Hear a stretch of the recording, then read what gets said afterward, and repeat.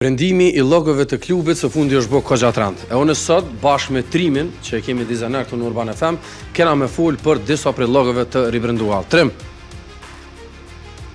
Qështë tëm? Mirë të. Okej, pianisim që thash, mas pari me ekipin e Rumës. Është logo e re edhe e vjetër.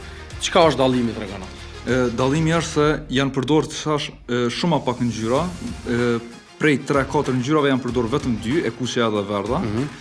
Po vrejet që stili I ujkut në këtë rast është stili vjetër I vizatimit dhe e reflekton një farë tradicionalizmi, një farë historie të klubit edhe të Romës.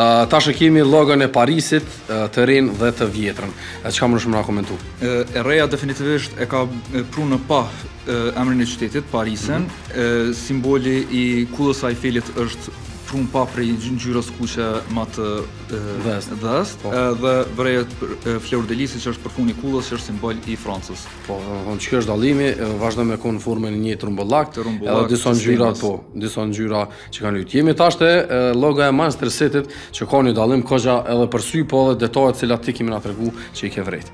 Tash definitivisht këtu, edhe pse fansat në fillim kanë qenë tepër kundër heqjes së shqiponjës, klubi ka vendos me këty prap në stil të stemës, e ka vendos formën e rumbullakt, e ka mbajt anijën e verdh që e ka pas simbol të qytetit, si dhe ja ka pru emrin ma në pahën vend të shkurtesës MCFC, e ka pru në Manchester City.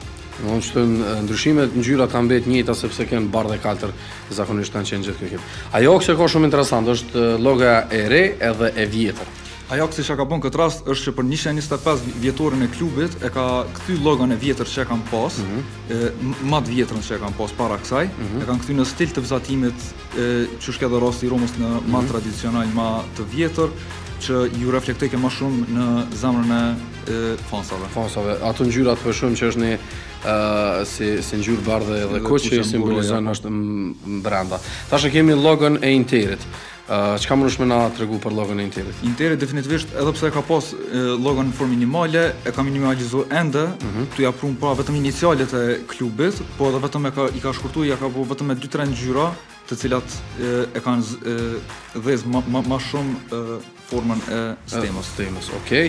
E kemi tash të Boca Juniors, një klub nga Argentina, sistem ka vazhdu si e njëjtë, ngjyrat I kanë mbajt, po ka një ndryshim, cilin na tregon. Në këtë rast është që I kanë hek kufizimet, edhe në vend të kufizimeve të ngjyrës së kaltërt, I kanë pru yjet në pa, yjet e verdha, edhe sigurisht është dashur me konë edhe simboli I titujve që I kanë, mund me konë se kemi hulumtuar shumë, po është ideja me full veç në aspektin e dizajnit. Tash e kemi logon e Atalantës, të rinë dhe të vjetrën. Atalanta e ka bërë të njëjtin sens si shumica e klubeve, e ka kthy formën e vjetër të logos, për shkak se ka rezonuar më shumë në zemrat e fansave. Ka kthy vitin kur janë formu, edhe e kanë mbajt formën e fytyrën edhe vijat e zeza të flokëve të karakterit këtu. Po që po. E kemi edhe West Ham United. Veçën qush mund për mdove që me ase, ka shti pak diçka si në kufizim kështu.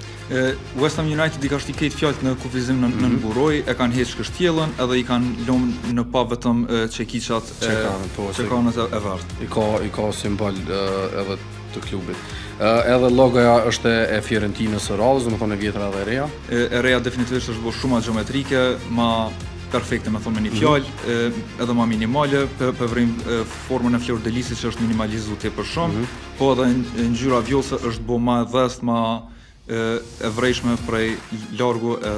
Kjo është arsyeja se thirrën edhe violla apo të vjollësit. E kemi edhe një logo të Veronës, pra Hellas Verona ekipi italian. Hellas Verona në këtë rast I ka heqë detajet e emrit ose detajet e paternave, edhe I ka lënë vetëm karakteristikat e 2 qenëve këtu.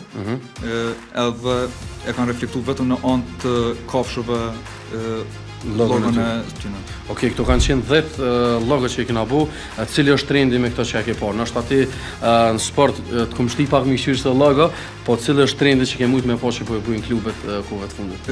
Definitivisht s'ka pas kur formë midisi, ja kanë shku tepër tradicionale, ja kanë shku tepër moderne, po definitivisht kanë mujt mja rujt atë identitet të klubeve të tyre.